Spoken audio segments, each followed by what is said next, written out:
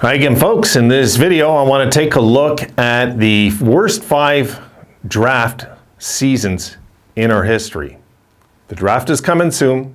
Just something to look back on. Coming up. All right, guys.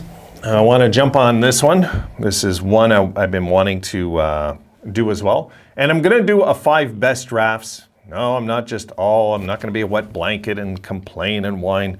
But we should be aware going into this draft that, and I don't think we will with Adams. I kind of trust this guy with the draft. I like what I've seen. I like the way he's drafted. We're already giving guys contracts that were drafted in the 3rd round. I mean, this is really, so far, that's the best sign, guys. I'll tell you, it's not when you get your first rounder signed. It's when you get your lower draft pick signed. That means that management and the franchise believes they're going to be NHL players. They don't always pan out as NHL players, but a guy like Nadeau, for example, this could be a big piece in Buffalo's future. We don't know yet. You know, he's a big, strong kid.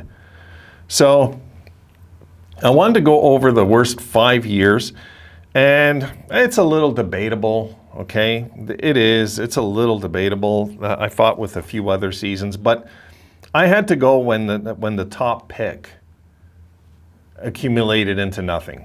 That's important historically speaking, because if you draft in the 1st round and you draft a dud or something that doesn't work out, you failed, no matter what.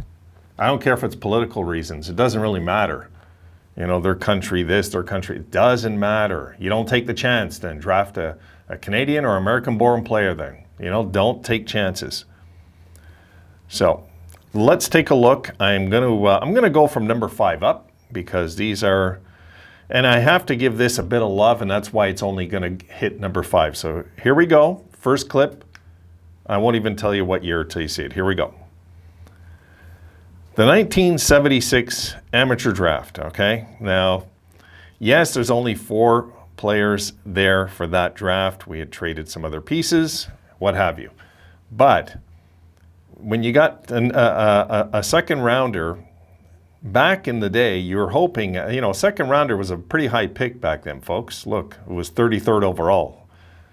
You would hope that this player was going to make the NHL, which Joe Cowell did, and Joe had 22 games played, 0 goals, 5 assists. Everything else was a bust.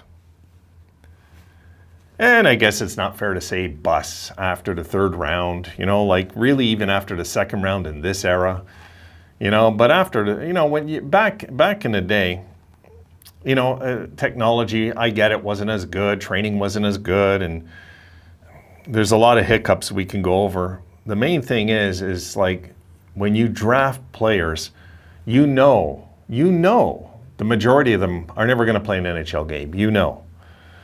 Not saying your 1st rounders or even your 2nd rounders, but when you start hitting 3rd, 4th, 5th, you got to hit some home runs. You do.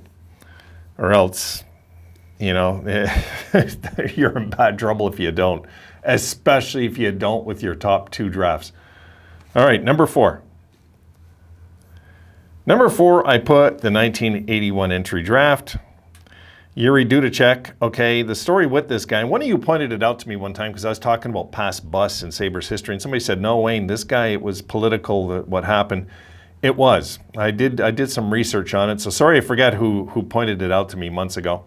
But I did do my research on it, I looked into it, and yes, this Dudacek guy was one of Scotty Bowman's biggest mistakes, though, because Bowman was apparently trying to talk the Czechs into letting this guy come over, and it just wasn't happening. So anyway, the reason why I'll say I'll say it's a bust is because he never played a game. He just never played a game. And the truth is, I looked at his numbers over there, and they weren't very good. But obviously, Scotty Bowman seen something in him. Now, after that, if you look in the 2nd round, Hannu Virta. Some of you guys might remember Virta. I mean, he was not a bad player. To tell you the truth, I thought he'd play more games than that, but 245 career games. You know, it's not a bust, but it's nothing, you know, to ride home about. And then you got 2 guys that played a game. And you got Gates Orlando, who I always thought had a funny name. Gates Orlando, who did play 98 games and did have 44 points, but in an era where those numbers weren't very good. So if you look in those, how many picks were there? 1, 2, 3, 4, 5, 6, 7, 8, 9, 10, 11, 12 picks. We managed to squeeze out one guy that got 25 goals and only played 245 games, but it was a defenseman also. Let's keep that in mind. So we bombed out with our first pick there. And it was a very interesting story if you go read about Dudacek and Scotty Bowman. Very interesting. So let's go to number 3. Okay, the 2005 entry draft comes in at number 3 because it was a heartbreaking one, not only because we didn't get Sidney Crosby, okay, who we had even odds with the Rangers, Columbus, and Pittsburgh, and the Sabres all had even odds. And we wound up not getting it, and we wound up getting Marek Zagrapan, who never played one NHL game. And to boot, we had our number 2 pick, Gogula. I guess it's Philip Gogula. I guess I'm saying that right. Never played an NHL game either, and he was drafted also in the second round. But if you look a little further down, Grognani, yeah, he played a few games. I forgot about him till I seen it again. And no disrespect to Chris Butler, Nathan Gerbe. I mean, they did have NHL careers to an extent, of course, but yeah, they had NHL careers. But folks, 2005, if we would have got Sidney Crosby, that means we're looking at the 06 squad going into that playoff run with Sidney Crosby in our lineup with Drury and Briere, and Connolly, and I can go on and on. What an element a young Crosby would have added onto that team. So, yeah, we were probably that draft pick away from the Stanley Cup also. 06 was such a tease. My goodness. Moving on. Let's go to number 2. And number 2, let me open it so I can see it with you, is the 2000 entry draft. I put 2000 there because number 1, our 15th overall pick, a no-show, nothing, not one game played. Our second round pick, a no-show. Then a 4th, 5th, nothing again. We had to get lucky in the 7th round drafting Paul Gaustad to salvage something from the 2000 entry draft. Not good. Not good. You got to score in your first and your second round picks. You do. Because if you don't score on both, and you really just got an NHL player in the first round, but you didn't score a home run with it, you're going to feel it down the stretch. You are going to feel it as time moves on. You will feel it. So it's one of those frustrating things that happen in the draft. This is why, guys, the draft, we've been lucky winning some lotteries. Yes, and yes, it's good we picked the consensus picks, because those guys, I'm telling you right now, if we can go back, would you really, really not go for Rasmus Dahlin right now? I don't think so. I think we'd all take Dahlin one more time. Come on. We can look all we want and pretend all we want, but in reality, I think Dahlin was the runaway number 1, and I still do to this day, guys. I still do. Like, I'll look at it briefly. Svechnikov, excellent pick. We all know, excellent pick. Kotkaniemi, no, shouldn't have been 3rd overall. Brady Tkachuk, we can argue, would have been a great fit. Quinn Hughes, who we know has had an excellent career. Adam Boqvist, there's some guys there. Yes, but, no. He is absolutely the runaway at number 1 still. Let's go to number 1.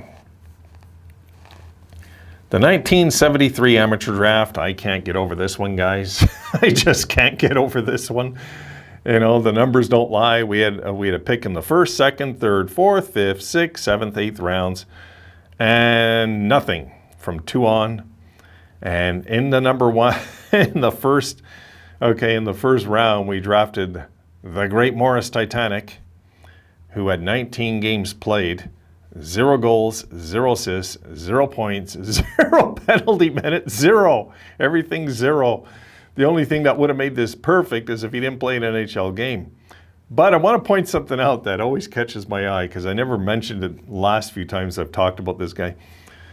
Look, he games played 19, and look what number he was, folks. 19 and 12. 19-12, and his last name, the Titanic. 1912 Titanic. The Titanic sunk in 1912, for those of you that didn't catch on to that. That's kind of weird. That just is, you know. But that was a big strikeout. And if you're wondering, why did we draft this guy in the first round? Well, I'm going to show you why. Because it made sense. Last clip, here it is. Now take a look on the Sudbury Wolves, who happen to be my favorite OHL team. Because I grew up in Sudbury as well as Montreal as a kid in the summers. I wasn't born there, I was born here, but you know, I used to go every summer to Sudbury. And the Sudbury Wolves, take a look at that season. Right before we drafted him, 63 games played, 61 goals, 60 assists, 121 points. Then he plays a total of 19 NHL games, guys. And that's it. And then you even look, when Hershey was our AHL affiliate, take a look. 34 games, 9 goals, 35 games, 6 goals, 69 games, 10 goals. Then on Rochester, 25 games, 3 goals. Yes, on Cincinnati, he got like one decent season, but it kind of, after the 73-74 first season in the AHL, that was it. That was it. And we could look at Jack Quinn and claim that something like that could happen in the NHL. I'm not saying it will with Jack Quinn. I don't think it will. But Jack Quinn had not as good a year as this, and we drafted him 8th, right? We drafted this guy 12th. 61 goals in 63 games, and he comes into the NHL, doesn't score a career NHL goal. It's just weird how that can happen. But folks, that's the draft. The draft, sometimes you draft a player and they become Hall of Famers, and they were a 4th round pick and they just become Hall of Famers, or a 5th round pick, whatever it is. You know what I mean? Just somebody down at the bottom, Zetterberg, guys like this, you know? All these guys, you got to get lucky sometimes. And you got to, by lucky, I mean not draft duds, because there's no way to know in the draft. This is why when everybody does these mock drafts, yes, it's for fun. There's no way I can sit there and pretend to know that a guy like this, who scored 61 goals, because I'll tell you what, all you Sabres fans that have all this belief that you have it all right with the draft, well, I guarantee all of you would have picked this guy too, with his 61 goals in 63 games. Been freaking out we got him in the draft. And would you believe it could turn out like this? Probably not. That's what the draft is. It can be cruel. It can be a cruel thing too. All right, that's it. I'll try and do the best 5 drafts this week sometime.